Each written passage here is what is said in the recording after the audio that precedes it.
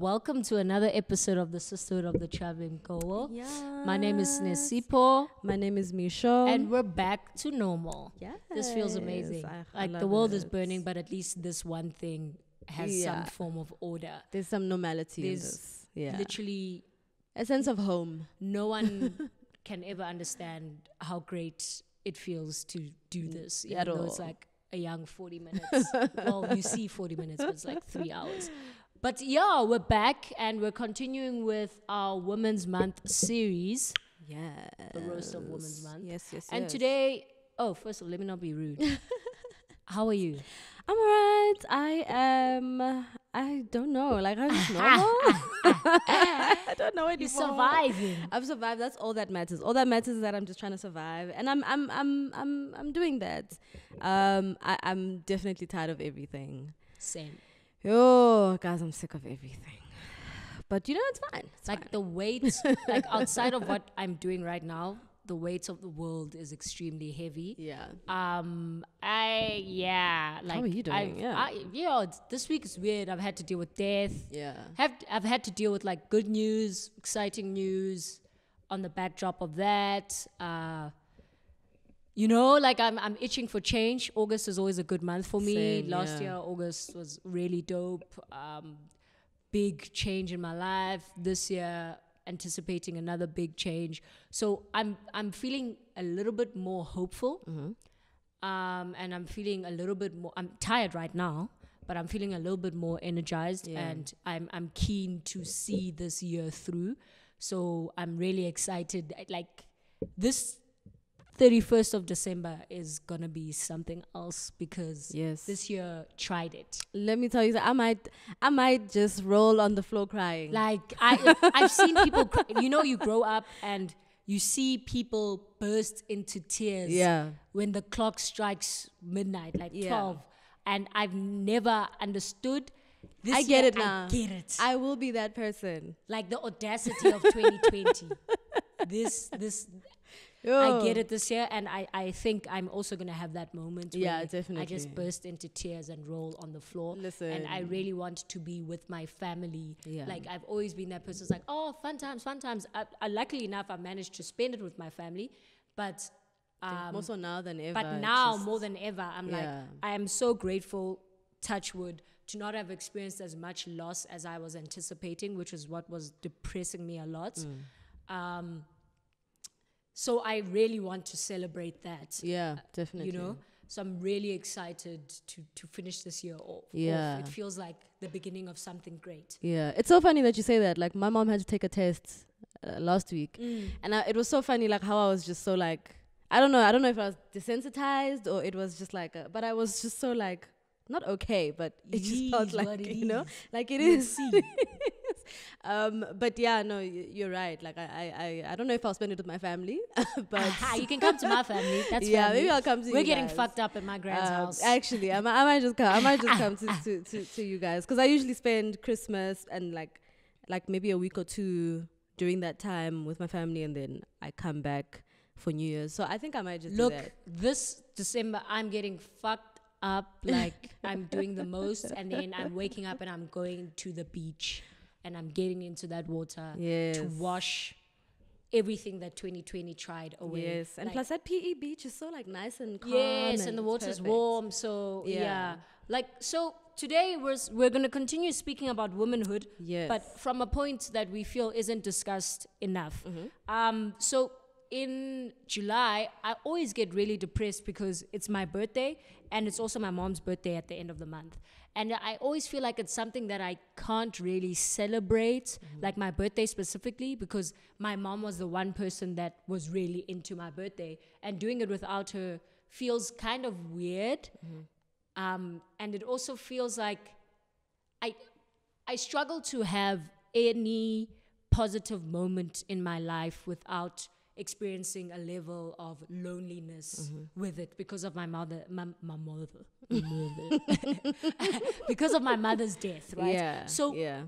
I was just thinking about this, and someone spoke about it where they were just speaking about the divide that patriarchy creates and society creates between women of different ages, and the loneliness that comes as a result of that in terms of the experiences that we have.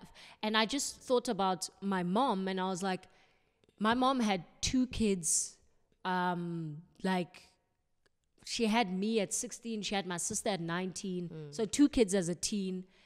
First of all, being pregnant at 16 must be such a lonely experience. Absolutely. Like I cannot imagine going through that. I even think that even though I have a supportive partner, supportive family, even being pregnant at 25, with my life the way it looks right now, would be an extremely lonely experience. And then you fall pregnant again. How many years? 3 years later. Jeez. You know?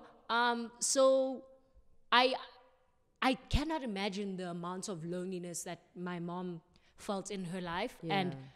But when I look back and I'm like, it was so difficult for us to relate, even though she wasn't that much older, because of the role as a mother who cannot fulfill all the functions of a mother because you're so young, you're in varsity, you're trying to get your life together. Like you're 25 and your kid is in grade 1. That's not normal. Like, it's me. Imagine me having a kid in grade 1. I don't know how I would deal with that. And also, you're not the primary caregiver for your own child. So even the way that you relate, it's like you're an older sister who's a friend, but at the same time, you're constantly feeling undermined because somebody else is doing the role that society says you should be doing in a specific way. So I was thinking about that, and I was like, that created such a divide between my mom and I, and like so much distance, that even when I was a teen, there were so many things that I was going through or thinking through on my own, even without necessarily experiencing them per se, that I couldn't go to my mom about and speak to her about, because she was my mom, even though she wasn't really my mom. She was like this cool sister. But that thing of mom and what mom is was still hanging above. And also that divide that was created by this inability to communicate with someone that she obviously, and she had this conversation with me when I was much older, someone that she obviously felt like she had failed as a mom. It was like very difficult to meet at any point. So when it comes to my gran isn't necessarily the most expressive person in terms of rationalizing and communicating her emotions and the processes that like she's going through. So when it came to me defining my womanhood or getting an understanding of what it actually means for me to be a woman and express myself in certain ways or understand myself in certain ways, it was very difficult to get to that point. And it's just been so fucking lonely that I didn't realize for the longest time that the function of this podcast kind of like was filling a void or doing a bit of work to deal with that loneliness that I, until like last night, wasn't really fully acknowledging. So today we're just going to talk about the loneliness that comes with womanhood, because we don't want to talk about like all the other girl boss. No. You know, because you already know like we hate that shit. Everybody's covered that. You already know we hate that shit. We don't like that CEO stuff. We don't like that girl boss stuff. That's it. It's done. Yeah. So I think I feel you. My question for you then is, how at what point, or have you ever felt lonely actually as a woman? Yes. I think in your experiences of womanhood. Yeah, in my experiences of womanhood have definitely been lonely, in the sense that, like, I mean, I know I saw something, I think Nazo was talking about it, you know, when you're young and you're in this big bad world, you just have this thing of, and when you're also dealing with depression and other such things, you really do feel like you're in this world alone, especially in a world where you're not necessarily empowered to speak up and say, hey, I am struggling. Or the shame. There's the shame attached to all these things. So one, it's been lonely in that regard. Two, it's been lonely in that, you know, it's been difficult to come to family members and, you know, and have these sort of discussions with them, older family members in any case. I don't have a single family member that I can speak to You know, exactly. I'm trying to think of family members who I have those like really frank chats with, like, because of how I grew up and you know, sort of what I picked up as I was growing up.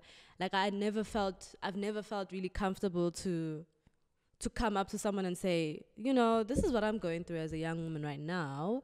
What did you go through back then? When you were, yeah. So there's also that, and it's not just because of what I've picked up, it's also because of what I've noticed in terms of how they were at that age. I mean, my mom at this age had 2 kids, you know, and was married for like 5 years. Mom got married at 21, and then she had her first kid at like 23, and then she had me at 25 or 26, I don't know. So there's also just that, there's that thing of like, can we even relate? Like, you know, you kind of have that thinking in your head where you think for them, unfortunately. Yes. So it's messed up in that regard, because you don't necessarily give them a chance to kind of come to you and say, you know, I actually understand what you're going through. Perhaps I went through it before I got married or while I was married or whatever.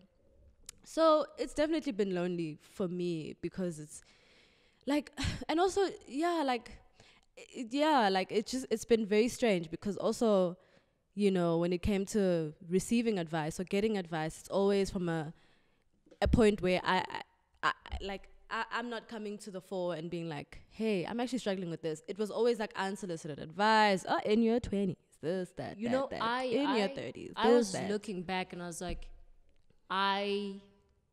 with the women in my family, they've never felt that there was the need to give me advice. Yeah, same. And I think for me, for the longest time, I thought everyone thinks I'm smart. Mm-hmm. And then I realized that it's actually gendered, and beauty politics also play a part in it. Mm-hmm. Sometimes they look at you and they're like, this one is no men hope. aren't interested in this no one. Hope in this like, one. So, this one isn't interested in men because they're masculine, and so there's no need for us to go into that with this one. So this one is too independent. Yes, the light-skinned cousins, or the cousins with a certain body shape, or the cousins, you know, with certain features will receive that information the most. And obviously they will be hostile towards it, because the way that it's dished to them could be much better. Yeah. Especially if it wasn't necessarily something that's a once-off thing, but a continuous thing.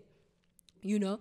And I've looked back and I was like, even with the information that I've received from other older women outside of my family, I've been very hostile towards them, because when you're in your 20s, especially your early 20s, you have this thing where you like, it's me against the world, fuck that, I know what I'm thinking, I'm a feminist, I've read all the books, I know this, I know that, I know that, you don't even know what feminism is, so how can you know, you have like this whole me against the world thing going on, and you are learning yourself so much that you're convinced that there's no one that could tell you about anything that you would experience. Whereas I feel like it's important to make that distinction between knowing yourself and like knowing experiences. So I feel like you can know an experience through observation without necessarily having to go through it. Yeah, I mean, there's also knowing yourself when you're with yourself, then there's knowing yourself in the greater scheme of life. Yes, and society, and like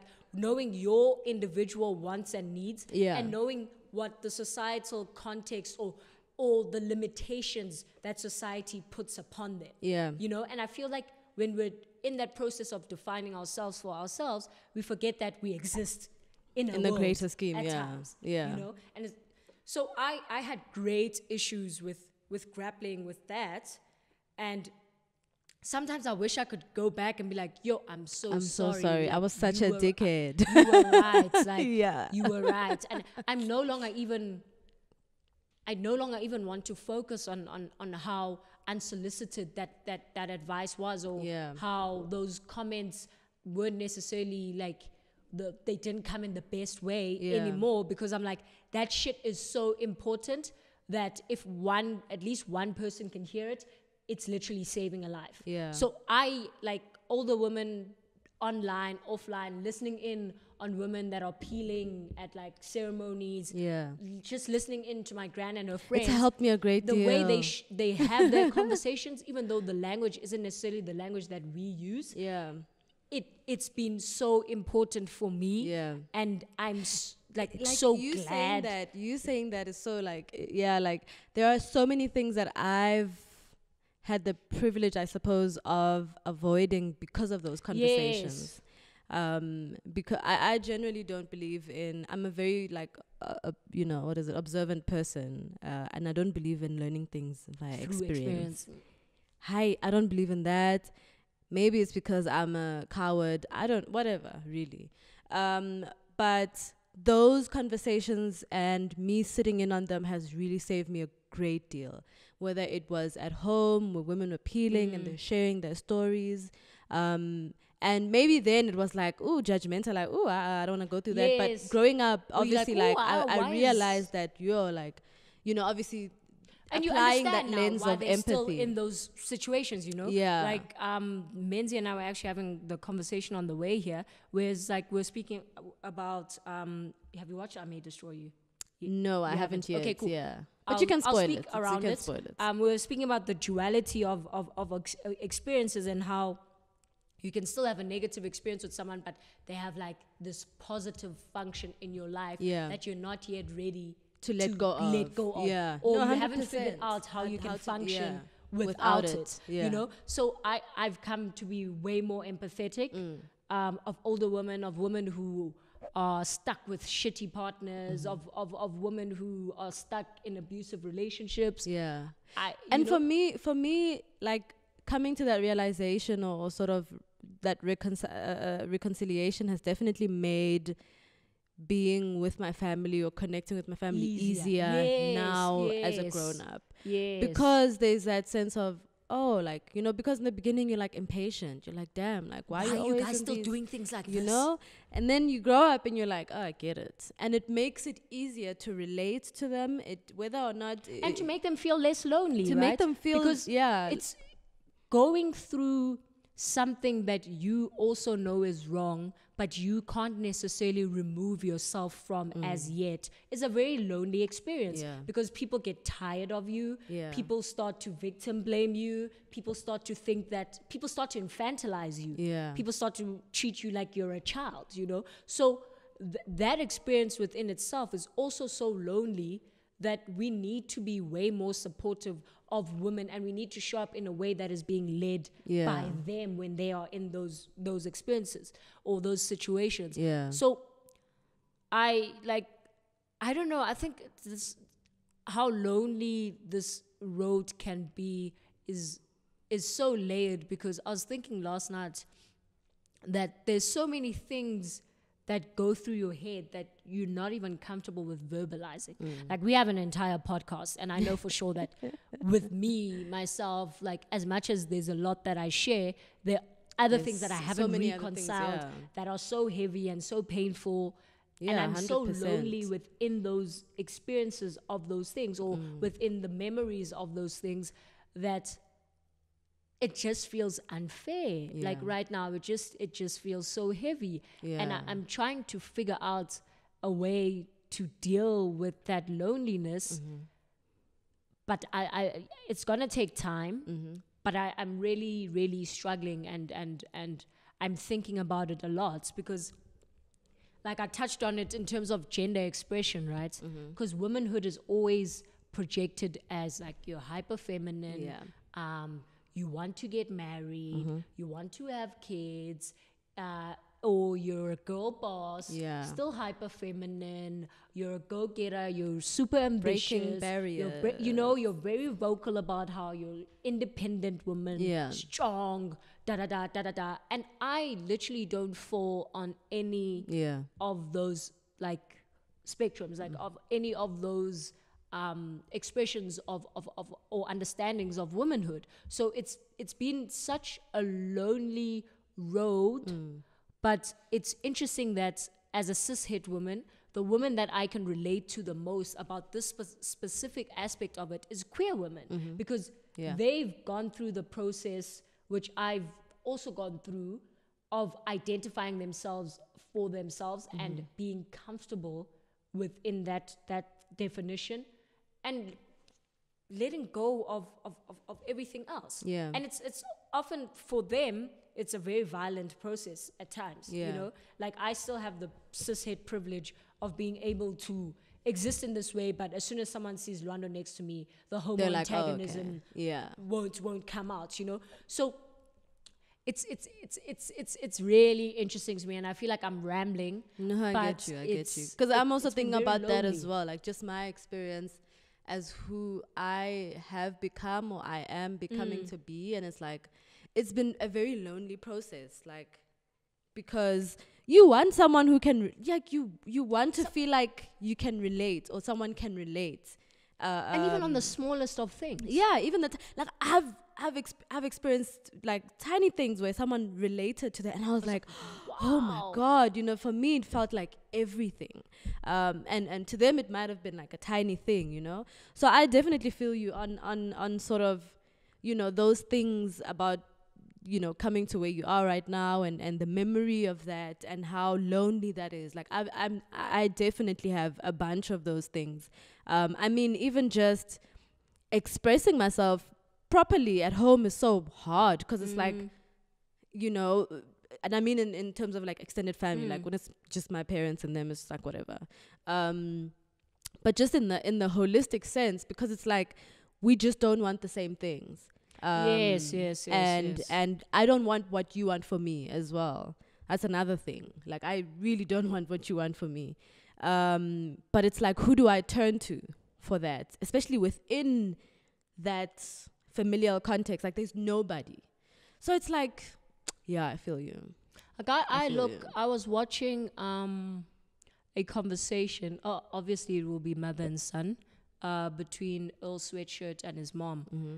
And I just looked at the way they were speaking, and I could imagine myself having a conversation like that with my father. I've had them multiple times, and I've had multiple conversations with my grandmother, obviously with language being different, but multiple times. But I just couldn't picture myself having that conversation with my own mother, and even the conversation with my grandmother over the phone, like it's once in a while where I'll be lucky enough for us to have like a conversation that makes me understand a part of myself. I'm not necessarily saying that we need to use people to find ourselves, but so much of parts of ourselves are informed by others. But so much of the relationships that we have with older women in our lives are functional. Like outside of how are you? I'm fine, thanks. A tragedy that happened, or I need to do, or them telling you they need to do A, B, C, and D. Them expressing like something functional that needs to happen in their lives, or you expressing something functional, or you telling them about like this thing that happened. There's never time for, and I guess it might also be an issue of not being privileged, where when things need to happen, they take up so much space. There's in no your mind. time to, like where you can't, you know, like I would imagine maybe I'll know if I ever like get money and be rich. I would imagine that it's easier for you to have a conversation with your children about life and the things they are going through. And that can take up a lot of space in your lives, and you can get to understand each other and share about each other and know each other when you have resources. But it's not when it's like, yo, I need to do so and this for so-and-so's child. I need to do this and this. I need to do this for the house. I need to pay this. So-and-so just did this. Because all that dysfunction and all those things that are needed rob us so much. Like we lose so much learning because of those things. And that to me makes the road lonelier as well, like the class aspect.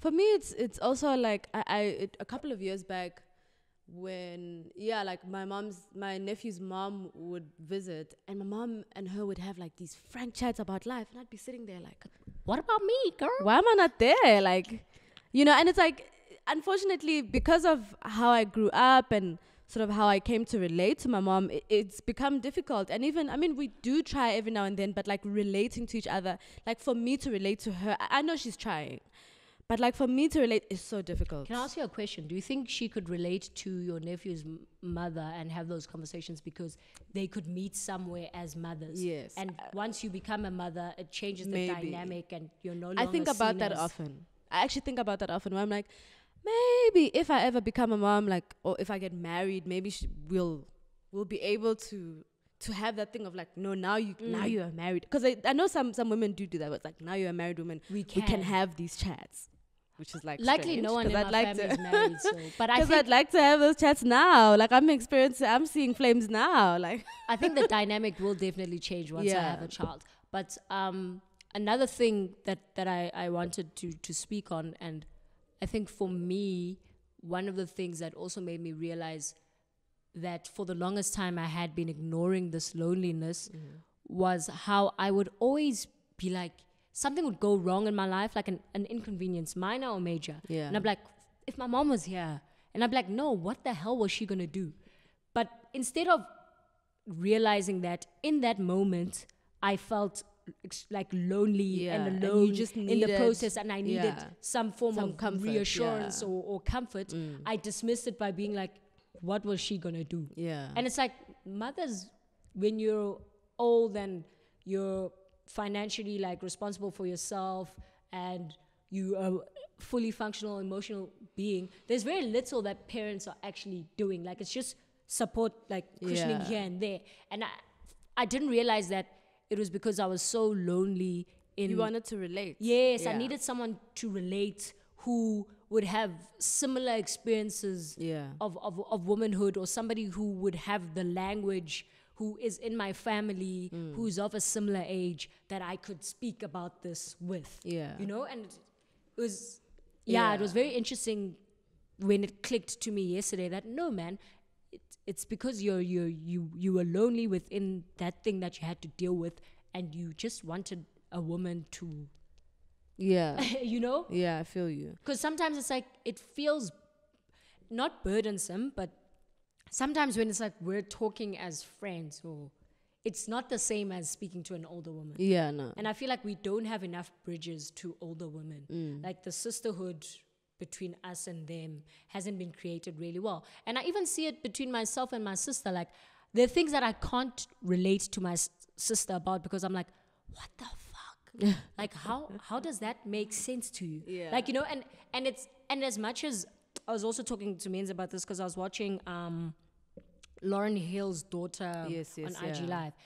And as much as like I can rationalize, she was speaking about this thing of like being able to rationalize things and being able to apply logic to them and being able to think things through. But because we don't necessarily always internalize those things to the point of where application becomes our norm. Yeah. When we are confronted, she wrote like an honor code, which is amazing. One of the other videos. Yeah. So when we are confronted with the emotions that come with negative experiences, we forget everything that we've rationalized and everything that we've understood and everything that we've theorized, because now the emotion is raw and emotion, like we haven't prepared ourselves to deal with the emotion. Yeah. We haven't internalized so much so that the application, it doesn't really we don't apply. Yes. So that's how I feel about like how I understand things and I know things. When it comes to my little sister, sometimes I'm like, what the fuck, bro? Like, because she's 3 years younger, feminine, not necessarily hyper feminine, feminine, applies herself differently in has very different like ideas of defining herself and moving through life.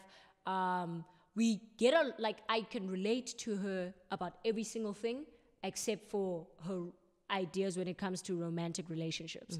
Like that's where I'm like, I don't, and it's bad. Like I because don't even that's where that divide is then created. Because that's when the patriarchal divide comes in, right? Because then from now on, she's going to be like, actually, I'm not going to talk to my sister about this from here on out. Yes. And guess what? Then it's going to be a lonely road for her in terms of unpacking. Yes, and I've seen that, like, she has that relationship with Zenande. Because guys, like, I know that I need to be more patient, because this savage discourse just knocks me off my feet, and I often have to like take steps back when I'm deep in it. Yeah. And I'm like, you sound like the older woman that used to irritate you. Yeah. Step away, auntie. Yeah. You know, like like I have to be like, step away, auntie, because it's weird, man. You get to a point where even though men don't deserve respect, don't deserve to be treated as humans with dignity. No. It's not necessarily, for me, it's not necessarily about the person that you're doing the thing to, but it's the thing that you're doing. Like, I've gotten to that point now. It's not about the other person, it's about like you. Especially when it comes with when it comes to interpersonal relationships in that way. And especially when you consider how malicious men are. Yeah. You know, so that I think that's where my sister and I clash a bit, because I'm like, these niggas are losers. Yeah. Like, they are bums. It's not worth it. And like, it's difficult for me to be like, oh, I see what's endearing. Like, these niggas are bums. Like, they are bums. They are bums. Yeah. There's so much better out there. You don't have to entertain bums. But I also need to know that I think for the longest time I'll think any man that my sister interacts with is a bum. So it is what it is. There's that aspect. But yeah, I get you on that. Because I've also been realizing that, like, in terms of, like, I've realized that there's, you know, the older and older I get, the more and more younger women are around me, and it's like, what is going like, on? yes, it's weird. It's also like, where the fuck do you guys come from? Oh, it's actually like, for the longest time, we were peers. Yeah. And now, out of nowhere, yeah, I'm this older person, and then, you know, I have some folks who call me like Sis Mish, and I'm like, what is going on? Why would you do that? And it's like, but I really am, like, I'm 5 years older than them. Yes. But yeah, like, I've definitely been thinking about that a lot, especially in relation to sort of, I really have to take myself back to that, where it's like, okay, you know, I experienced this loneliness for this long, where I felt I couldn't relate to these older women, and I don't want that for these younger women, which is in my life. And I'd like to think that this podcast is helping a lot. I've had a lot of younger women who listen, and they're like, oh my God, like, I'm learning a lot, and oh, this and this and that. You guys feel like big sisters, and it's that like, time wow. the younger women in your life are looking at it like, wish she would talk to me. Exactly. That's I won't even lie to you. Like, I think about that often. Like, I have a younger cousin who has 2 kids. She's very young, and I don't know how to. Yeah, like, I don't know how to, you know. And I know she needs someone like me, because she does look up to me, you know. And it's like, not to sound weird, but it just is the case. But and it's like, I don't know how to come to her and be like, hey, like, let's talk about this and that, because like, I just don't know how to approach the situation. I mean, she talks to my mom a lot, and, you know, how I sort of show up is to sort of show up with helping with her kids and with her. Like, I buy them stuff, I do stuff for them, you know. So that's kind of how I've sort of been trying to sort of show up. And that's weird, because we complain about our parents showing up in that way. Exactly. And then we literally take that on and do that. Exactly. And there's also a part of me where it's like, I wish I had from an early age sort of had taken her in as a little sister, because then perhaps would have avoided a lot of things that happened. You know, perhaps. You know, that's interesting, because I have a younger cousin as well, who's currently now living with my gran again, who's battling with depression. She's very young, like not even 28. I mean, not battling with addiction. Mm-hmm. Like, crystal meth is ravaging South African townships.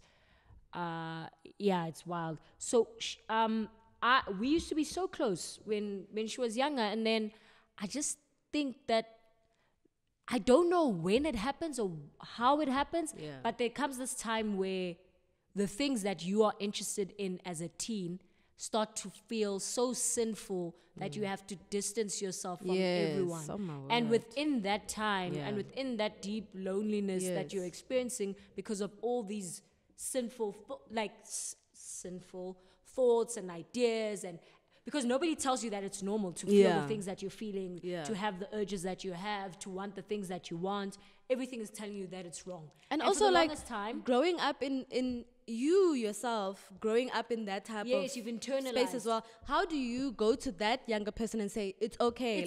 Because at no point has there been that. It wasn't okay. Nobody said it to me. Well. I don't know how to say it to you. Yes. So so and at that point, one of the things that we forget about that happens is that parents do this weird thing of constantly shaming the people who are taking part in certain behaviors that are completely age appropriate and normal for their age. Yes, exactly. And then what happens during that shaming process is that because you are that child that's constantly listening to them, complaining about what others are putting them through, you internalize the idea that you will never, ever do that. And then when you do it, it's so shameful that you have to like go away. Yeah. And you get to a point where it's like, I might as well go fully in.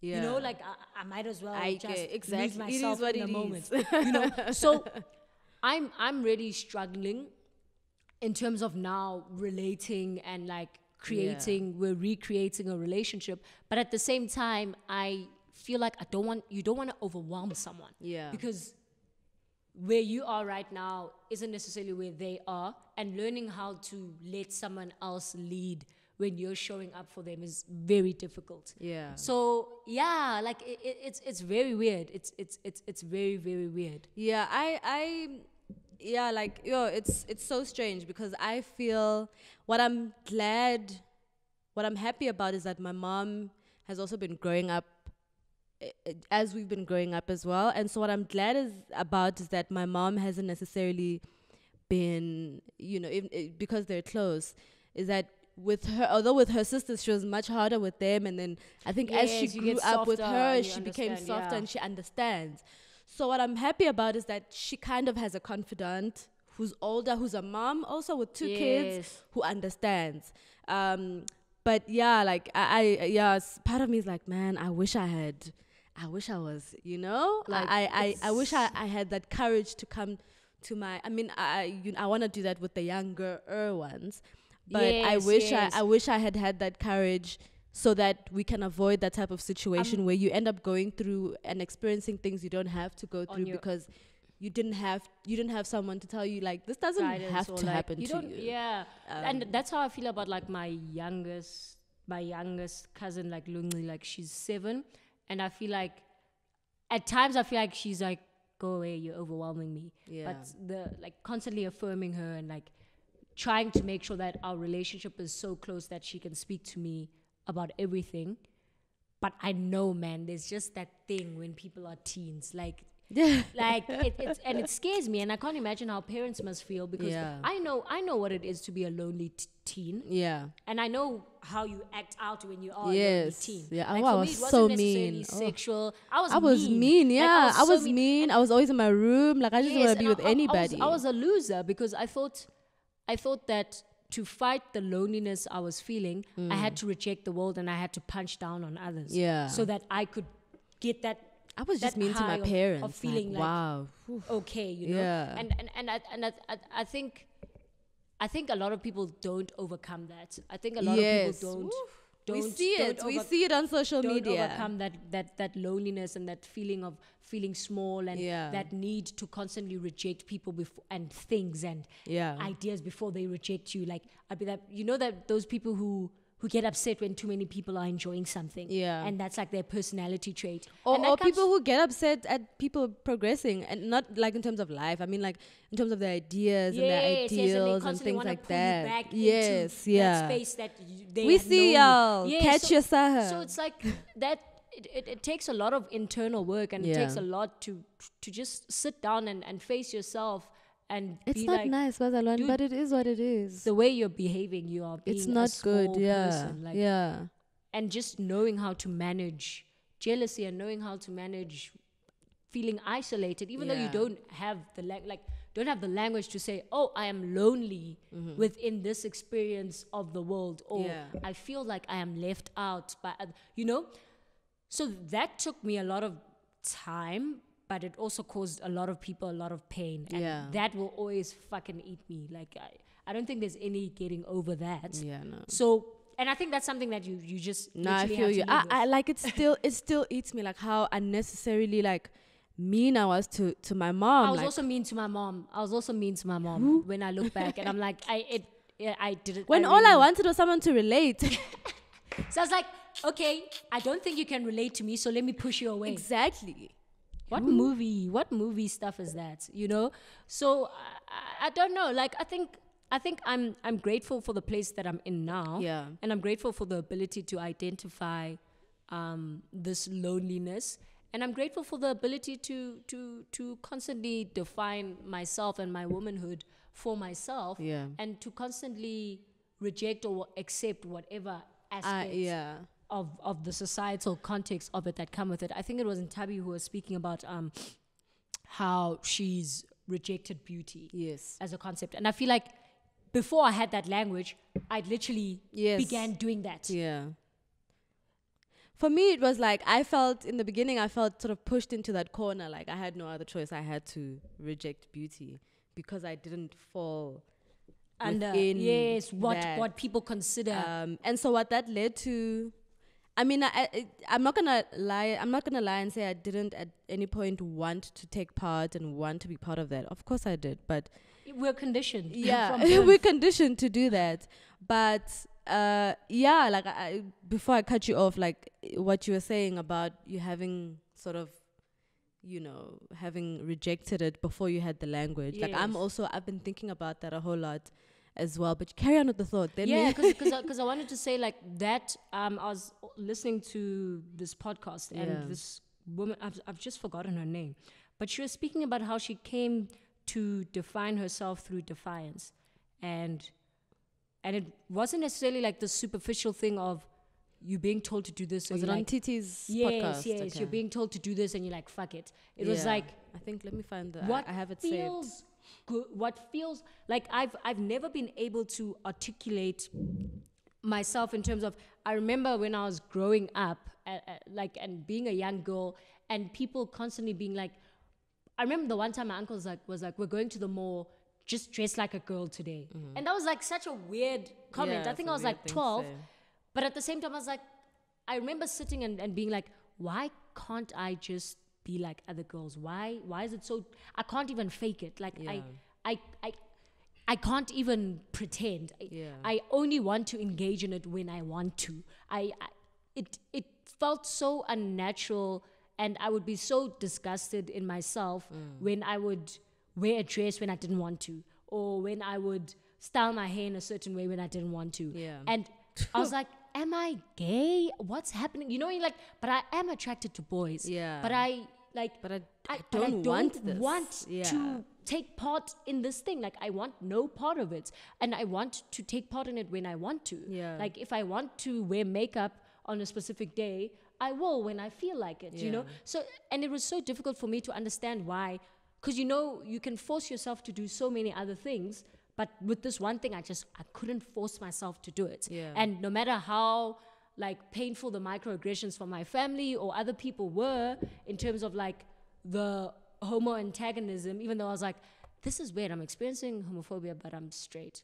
And I can't really explain it to people because I'm a tomboy and I like, so it's like, it was just very weird for me to understand myself at the time. And then when I started seeing like all this work about the rejection of beauty as a concept, I was like, fuck, so that's the thing that I couldn't play into. That's the thing that brought me so much discomfort that I just couldn't do it. And it's a process that I took part in as a child without even knowing that this is what I was doing. And obviously it didn't feel progressive at the time. I didn't feel empowered. But now I'm like, fuck, I'm so proud of like 3-year-old me for being so resilient in that stance. And I don't know what it is inside of me. I still haven't rationalized it till today. I don't know what it is, but that feeling that was so strong that it just felt like it doesn't matter what anyone says, doesn't matter how painful it is. I'm going to show up in this way. For me, I feel like I'm doing that now, that like that defiance and that sort of rejecting it, because I think for so long when I was a kid, I kind of went with whatever it is that my mom wanted in terms of like, maybe you should do this. No, you should. In fact, most times she was deciding for me. Like, oh, you should cut your hair. Or maybe, no, you should do your hair like this. And it was like, okay, And so I think when I left the house, it was sort of my chance to kind of redefine what it was because there were times where as a child, I felt more comfortable like this, but it was like, no, but you can't. Yeah. And so it's just very, it's very confusing. So I think now as a grown up, it's like trying to sort of, like I always say, there's no like middle ground for me. I'm either this or I'm that, in terms of looks. Either like hyper feminine, and even then I don't even find it to be hyper feminine. In fact, it's not. Or it's whatever it is, the other side. And that's essentially kind of how I felt. Part one of it was, the one side was like what I really wanted, and the other side was what was like, hey, this is what you should do. But yeah, I think I'm going through that as an adult, that thing of like redefining what beauty means for me. Yeah. It's hard to do that. I wish I wish I was able to do that when I was a kid, although it would have been done sort of unknowingly. Yeah. Because then back then, like, it's not like there wasn't much going on in terms. I didn't have a phone for so long. I didn't have all these influences. I watched TV, but I was watching cartoons, you know. Mostly, I never really watched, like, I still do watch cartoons, but a lot of what I watch now is like, it influences kind of like, like media and just kind of how it influences how we look at our womanhood. And it does confuse a lot of things, even with all these women who are embracing all these different parts of themselves. I think it was like, that's the one part in my life where the media has been very like positive, because yes, the women in my family were not necessarily hyper feminine. Most of the women in my family would be called tomboys. Yeah. But just seeing women like me in the media show up, straight women show up the way that I show up, and just be themselves, was like, oh, okay, so there are people like me. Like, I'm not weird. Like, or I'm not suppressing my sexuality. Because there's this weird thing that like queer people do, where they literally be like, yeah, no, you're not straight, you're just in love with this guy right now. Otherwise everything about you says you're a lesbian, and you're gonna realize someday. And it's like, even if someday I do fall in love with a woman, like that's a very weird thing to say to someone, that how they're choosing to identify now, because you have these boxes that you have. It means they're not admitting something to themselves. That's a very weird way of doing things. So it's like, even when I look back actually at like being a kid and being forced to get braids or do this, it was so weird that the first time I ever cut my hair was literally like 2016, and I was 20. 2015, and was my choice. That was my first time. That's why I loved it so much, and I continued doing it for so long, because it was like, it was, I made that choice. Like, it felt so liberating. Yes, and it unleashed like another level of being comfortable in my womanhood. And I felt less lonely with going through that process, because so many women were doing that feminist fade thing at the time. And it's just like, it felt like such an empowering thing to do. Yes, it really was. Whereas growing up as a kid, I was so scared of cutting my hair, and people like being like, you're a boy. So it's funny that you say that, because I hated cutting my hair back then, because I look like my dad, but I looked even more like my dad when I was a kid. Like, it was wild. I'm getting worse. And then it was even worse. I'm starting to look at my mom. Apparently, I don't really see it, but it was even worse when my hair was short, and people would think I was a boy. Yes. And back then, it felt like I was being taunted. I used to stay away from cornrows, because my dad had cornrows when I was like in primary school and high school, and I hated it so much. Like, I have this photo, I think I was in grade 1, and I've got cornrows, and you can just see from my, like, people think that it's a naughty smile, but I'm so uncomfortable, because like, people used to mock me so much. And so like, because of that mockery and all of that, like, I just never wanted my hair short. My mom would be like, okay, we need to cut your hair, because I'm tired of doing your hair. Like, it's wild how much hair is also attached to like our expressions of womanhood. I mean, I know so many women who have to. I mean, I saw a caption a while back, which I really enjoyed. But a lot of women have to grapple with that sort of identity politic, I suppose, or that thing about their identity when it comes to cutting their hair, because it's like, for so long, femininity has been attached to long hair. Yes, that's why women shame men with dreads. Right, or like cornrows, whatever. Yes. Exactly, You see. And another interesting conversation is how no one sees men getting waves as texture manipulation. Yes, exactly. Like, that's what it is. And you guys are always saying the most about women who relax y'all need to have Mm. your natural hair. Embrace your natural hairline as well. But anyway, you're legend. but yeah, like I mean, just kind of that thing around short hair and having to come to, man, I thought it was such a time waster for me. Like for me, it felt like such a time waster having to come to terms with short hair and it being feminine. Because in any case, like what? Like what even is it? What even is femininity? What even is masculinity at this point? Yes. And I'd like to commend, I especially would love to commend, you know, trans people, gender non-conforming people, because you are the ones doing the work.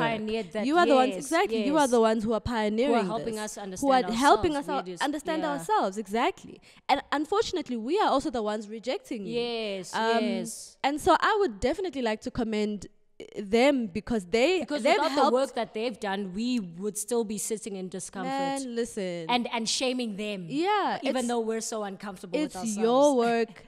It's your work that has helped me grapple with walking around with my hair looking like this. Like I have no problem with that now. I might have had a problem with that 5 years ago, couple of years back. Let me not lie. Yeah, 5 years ago, I would have never looked the way I look. Yeah, like when I was in varsity, second and third year, I was. You always had braids. Yeah. I went through a weave stage. Oh yeah, I remember that. I went through a wig stage. I remember that. And then too. I was like, I'm bored of this now. Yeah. It's a lot of work. It's also not me. Yeah. And also I was getting to a point where you start to feel dysmorphic. Where you don't recognize. Where you don't recognize yourself. Like, yeah. And it's like why I like to be like this. Other people are comfortable with it. Yeah. It works for them. We're not shaming that. But I couldn't even use like Snapchat filters. I'm now like starting to be comfortable with the Instagram filters. Yeah. But it got to a point where when you're taking a normal selfie, you're not happy with how your face is structured without a filter. And I just wasn't comfortable with that. Yeah. So I had to park the makeup. I had to park the weaves. I had to park the braids for a bit. Yeah. I had to go through this process of even earrings, because it was like always, you know, when you have short hair, you must wear big earrings. And have the lipstick. And I was like, I need to be truly comfortable with myself as I am when I wake up. Yeah. This is who I am. This is the woman that and I am.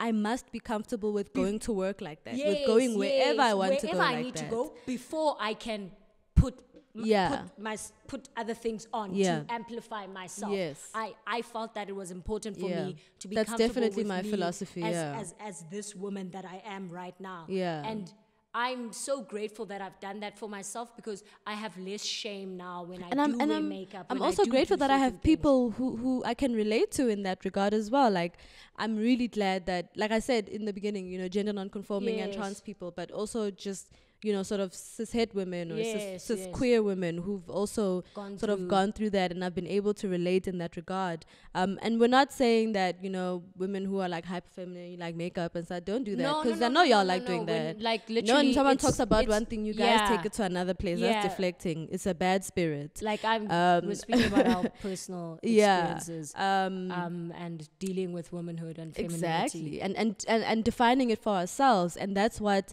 this conversation in essence is. The loneliness. The loneliness in that process. Yeah. You know, I don't even know how long we are. Oh yeah, right we should definitely cap this. But in we haven't asked each other questions towards the end in a long time. Yeah. Cool. Shoot. But no, you ask.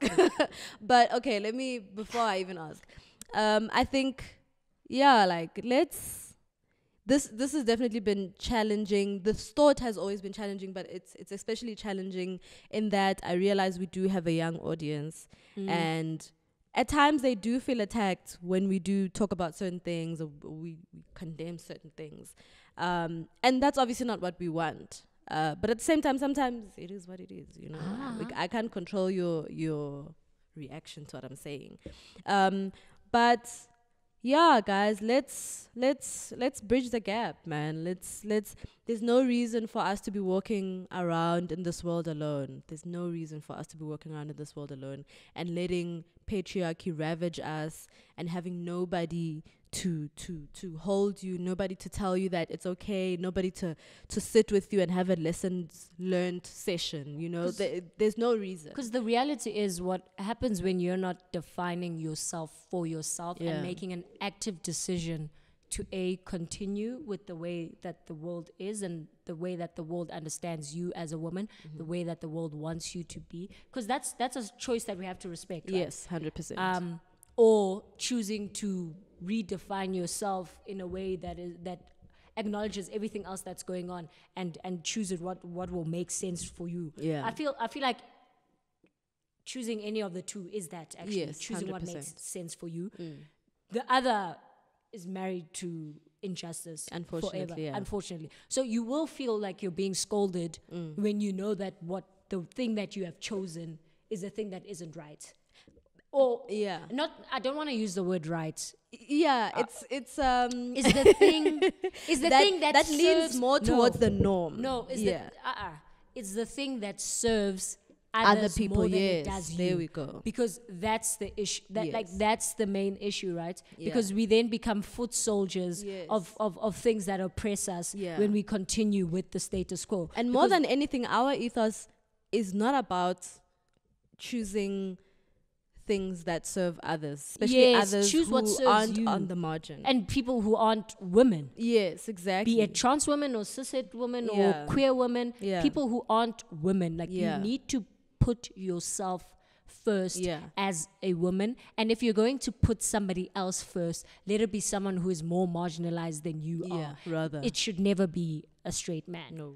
Ever. Please. And even if it's a joke. Yeah. Because that compromises you in a way that lasts longer than that moment. And it changes you in ways that are just I think it's reversible. It's not an irreversible thing, by the way. I think it's an avoidable thing. Yeah, it's just that the work that has to go into there's work in everything, by the way. Yes. That's the thing. There's work in everything. There's work in rejecting those norms, but there's also work in like having to reconcile. Because the work in reconciling and accepting things that marginalize you, even with more knowledge, is that you are doing work for the oppressor, essentially. Yeah. So that's. But there's a community.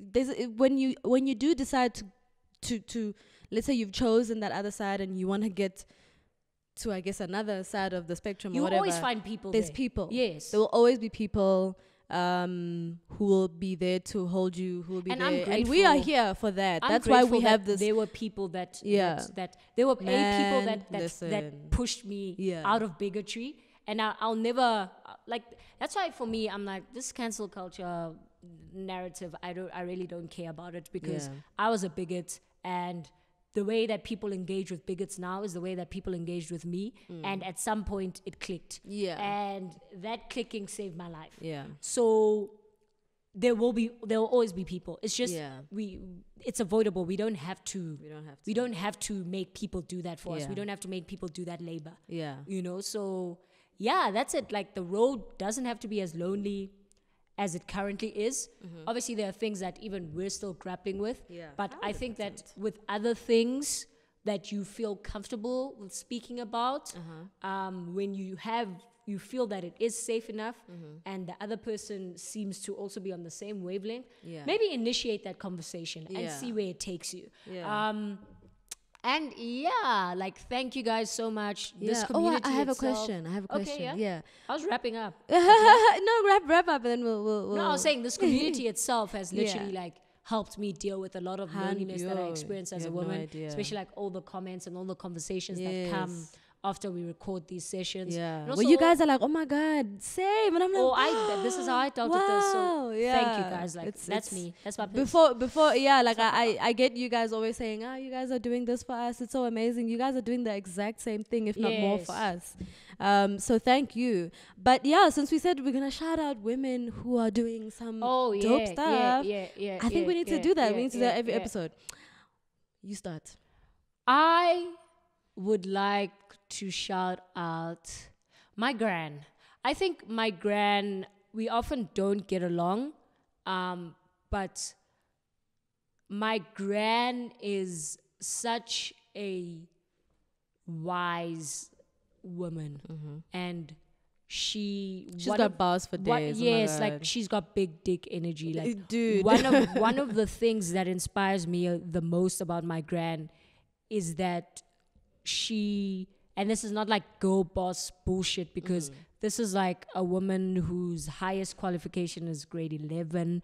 That's how far I used to go back during apartheid if you weren't going to become a professional, who's had to be a domestic worker, who's ran a business for as long as I've been alive, had to be like a pushy loan shark.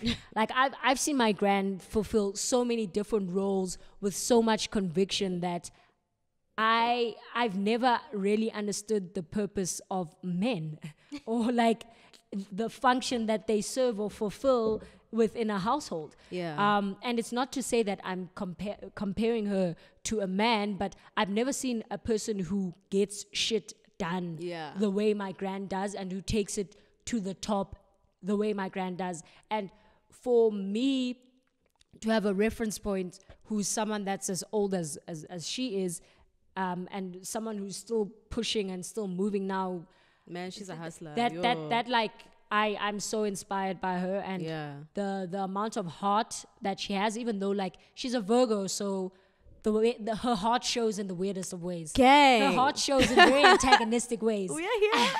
So shout out to my gran, Sissy Veto. Love her to bits. That's a woman who's phenomenal for me. Her birthday is now in August on the 24th. And 5 days, but like that's literally when I think of a woman who's shaped so much of who I am. I always think of her, because I feel you. And it's not that thing of women must be strong, women must be this. It's like she gets shit done without all the talking, without all the performing. Like, it's like, so that to me has always been so inspirational. Just move, and those who move with you. Those who don't get left behind. As Makaleli, we move. Love it. Dope. For me, I mean, since we're on the family tab, definitely my mom. I think if there's someone who's taught me to defend myself, because she has defended me and I've had to defend myself against her, it's definitely my mom. She's defended so many of us. Like, I have cousins who we grew up as sort of siblings, and man, like, they can even tell you, like, she has fought so many of our battles. And like, the fighting spirit that I have now is because of her. Like, I don't hesitate to defend myself. Like, I can do that on any day. That's the one thing I didn't inherit. Listen, my mom used to fight. My gran's are right. and that's important to see. Yeah, like it was really important, especially for a woman who was married, who was expected to be like, this demure person, and she was none of that. Like, my dad is considered the more like gentle one. Then my mom is like, she's the rocker. Gonna throw down. Although my dad I've seen him only once throw down, which was shocking. But my mom is like, she's known for that. Like, she fights for every single one of us. Yeah. Oh, I love that you brought that up, because it's like, I've always felt so bad for my gran, because that's a role that she's had to take up. And when you're fighting so much for others and defending others so much, you become an enemy to everyone. Yes, exactly. so and that's why I defend my mom so fiercely now. Exactly. Yes. And I never understood, like, my gran and my mom used to fight a lot, but when it came to anyone touching one of them, it was like, no. Yeah. So I think my sister has that spirit. She definitely got that. I'm gonna cry. Like, don't start shit with me. I'll cry. But yeah, guys, thank you so much for listening. It's always lovely to just get on here and reflect and chat. It's always lovely to hear the responses that you guys have. This is a very long episode, but it's nighttime. I gotta go. Listen, sleep. I need to I sleep. thought I was gonna work, but don't forget to like, comment, subscribe, share. All of that. Peace. Yes. Thank you so much. Bye.